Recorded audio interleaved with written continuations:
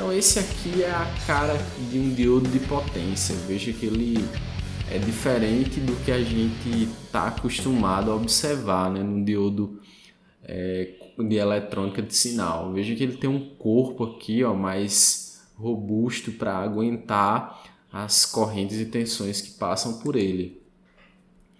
Então alguns outros valores nominais, né? Tensão de pico reversa é a tensão inversa máxima que pode ser ligada nos terminais do diodo sem ruptura, né? Sem ele passar a conduzir.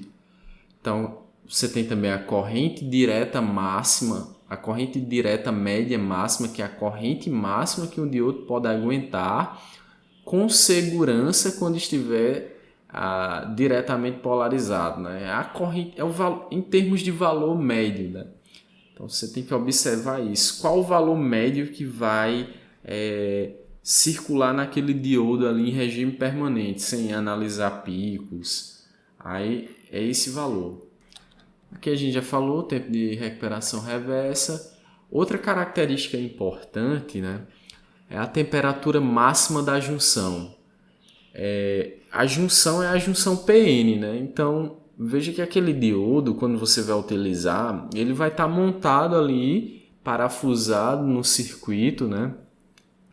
E ele vai suportar temperaturas elevadas, geralmente temperaturas elevadas. Então é importante que você observe também no datasheet quais os valores nominais de temperaturas que aquele dispositivo pode suportar, certo? Então esses diodos geralmente eles são montados em dissipadores, justamente para tentar minimizar um pouco os efeitos das altas temperaturas. Então você tem diversos tipos de chaves de potência que vão aí ter características e níveis de tensões e correntes diferentes. A gente tem aqui, ó, os SCRs, que a gente vai ver o funcionamento daqui a pouco. Eles aguentam bastante tensão, mas uma corrente um pouco menor. Aí se você quiser aumentar a corrente, aí acaba que você tem que baixar um pouco a tensão, ó. A área dele é esse aqui, ó. Já o IGBT ele tem valores menores aqui, porém frequências maiores. Aí você tem que observar essa relação tensão-potência e frequência da chave de potência, né? Para poder escolher. Os tiristores, né? Os tiristores é uma família de dispositivos. Ela engloba ali vários dispositivos que são utilizados atualmente. Um dos mais difundidos é o SCR, que é o retificador controlado de silício.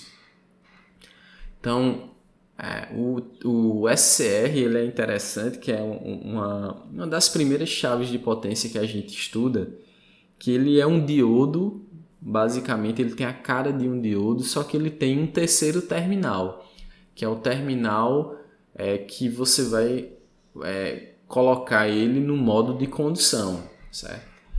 Então existem outros dispositivos, ó, tem esse LAICR, que ele é um SCR ativado por luz, tem o TRIAC, GTO, enfim, tem vários dispositivos aí, cada um com suas características.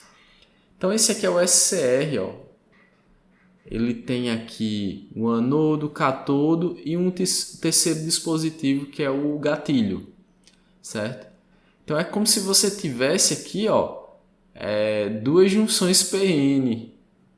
Na verdade, 3 junções, né? Essa junção aqui, essa e essa.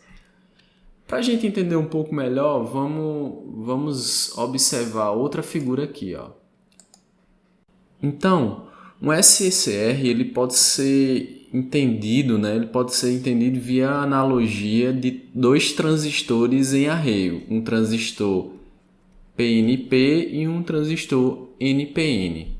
Observe o seguinte, ó, eu tenho essa junção aqui do transistor que ela só vai se polarizar diretamente, né, quando eu tiver um pulso positivo aqui. Quando eu fechar essa chave, ó, aí eu vou ter um pulso positivo aqui nessa junção. Consequentemente, esse diodo, esse transistor NPN, ele vai conduzir. Então, se ele deixa conduzir corrente, ó, eu vou ter uma corrente que vem por aqui, se divide uma parte para cá, outra parte para cá, né? Então, essa corrente vem para cá, vem corrente para cá, e eu tenho uma circulação de corrente em cima desse dispositivo. Uma vez conduzindo, ó, eu posso retirar o pulso aqui, posso retirar esse pulso que eu já tenho corrente suficiente para manter o fluxo de corrente aqui e esse diodo NPN em condução, né? Em condução. Consequentemente, eu vou ter correntes aqui circulando livremente em cima desse dispositivo. Então, uma vez aplicado o pulso na base do transistor aqui, né, o NPN, uma vez esse transistor entrando em condução, eu posso retirar o pulso aqui da base dele, que ele vai se manter em condução, certo? Então, basicamente é assim que funciona o SCR. Aí, para você fazer com que esse dispositivo pare de conduzir, aí já envolvem outras estratégias, ok? Então, o SCR, quando ele está diretamente polarizado, é aplicado um pulso positivo de corrente no gatilho, que foi aquele que a gente mostrou, e esse dispositivo ele entra em condução. Aí, uma vez em condução, a gente pode tirar o pulso, que ele vai se manter ali conduzindo, certo? Então, para você fazer com que o SCR conduza, basta você aplicar aquele pulso. Então, o problema é para fazer o SCR parar de conduzir. Para que ele conduza, basta eu aplicar o pulso, mas para ele parar de conduzir, eu tenho que fazer a corrente em cima dele decair, certo? Decair para um valor abaixo ali de um mínimo que ele consiga conduzir, certo? A gente vai ver isso um pouco mais à frente. Quais as maneiras de disparar um SCR? A gente já viu que existe o disparo por pulso, né? Que a gente coloca lá a corrente positiva lá no gate, aí faz com que ele conduza. Então, é o modo aí mais comumente visto, né? Então, eu tenho que colocar um pulso de corrente por um tempo suficiente que ele entre em condução. Depois que ele conduziu, eu posso tirar esse pulso. Mas, além disso, existem outras maneiras aí que geralmente são maneiras indesejadas. Esse aqui é o modo de disparo, né? Então, apliquei uma tensão aqui, ó, consequentemente uma corrente, ele passa a conduzir. Mas eu tenho outros métodos aí, né? No caso, eu tenho disparo por sobretensão. Então, se você pegar e polarizar o diodo ali diretamente, mas à medida que você aumenta a tensão no anodo e catodo, né? A tensão de polarização direta, pode ser que você aumente de uma forma que ele vença ali a barreira potencial e comece a conduzir. Então, geralmente, pode ser que esse diodo ele acabe se danificando. Então, raramente isso é utilizado na prática. Outra forma ali de fazer com que esse diodo, esse tiristor conduza, né, é usando o disparo por taxa de crescimento na tensão direta. Isso aí tem que ser observado na hora do projeto. O que é isso? Imagine que você tem aqui, ó, esse SCR polarizado e você tem aqui, ó, as junções polarizadas dessa forma aqui. Cargas positivas, cargas negativas, atraídas aqui para a junção, né? formando aqui a barreira de potencial. E observa aqui, ó, que quando eu tenho essas cargas positivas e essas negativas dessa forma, gente, o que é isso aqui, ó? Isso aqui é como se eu tivesse um diodo, um capacitor virtual, certo? Esse capacitor aqui na prática ele não existe, mas é como se eu tivesse um capacitor aqui, ó. Então observa que se eu variar muito rápido a tensão aqui em cima do meu dispositivo, né? Pode ser que eu acabe ocasionando, gerando uma corrente, pode ser que eu gere uma corrente alta aqui que seja suficiente para fazer com que esse diodo entre em condução, certo? Então, esse é o que a gente chama de disparo por DV/dt. Então, uma variação muito grande que gera uma corrente aqui pelo efeito capacitivo da polarização das junções. Então, isso pode ser um fator aqui, uma maneira de disparar o SCR, mesmo que indevida. Então, como é que a gente faz para mitigar, para resolver esse problema aqui, certo?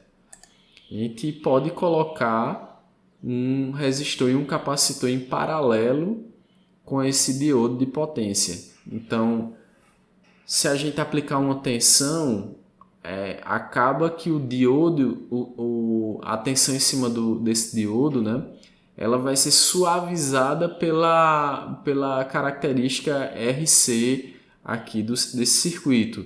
Ao invés dele ir instantaneamente para a tensão, para eu ter uma derivada ali alta, eu acabo suavizando essa derivada.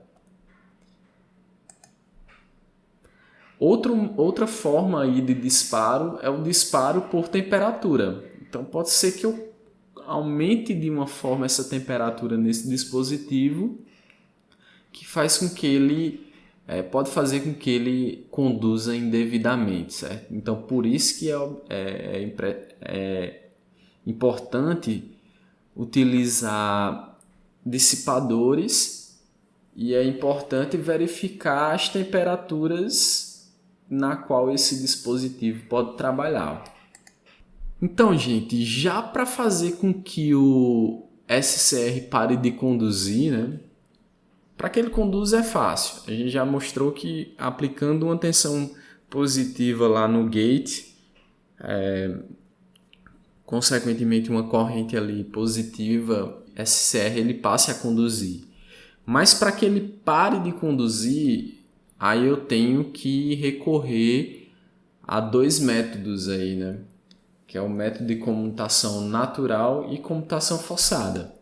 Na comutação natural, aí imagina que eu tenho uma fonte ali e eu possa diminuir a tensão em cima daquele dispositivo, consequentemente a corrente, aí eu acabo que ele deixa de conduzir se essa corrente for abaixo da corrente de manutenção, que é a corrente mínima para que ele possa conduzir. Outra forma é você utilizar um circuito de comutação forçada.